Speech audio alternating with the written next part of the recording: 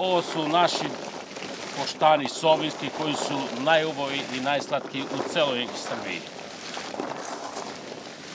Ove jeseni porodica Mladenović sakupila je oko 1000 kilograma kestena. Kesteni se ne beru, već se stabla tresu kao i orah. Najteže je otvoriti bodljikavu čauru u kojoj su 2 do 3 ploda. Pa treba da se čisti, se bode. I sad kad kaže neki cena tolika, ali da dođe da čisti, neće da čisti. Kupaca za očišćene i probrane plodove ima na pretek.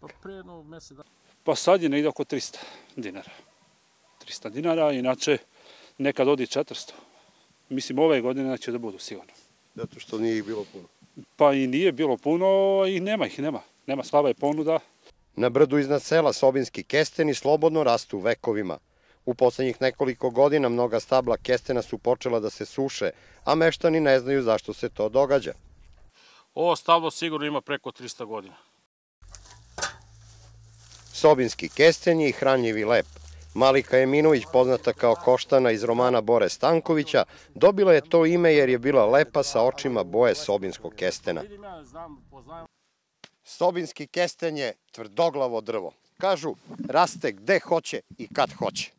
Jedino, kažu, može da nikne i da se razvija ako ptica iz kljuna ispusti seme kestena. Nikako drugačije.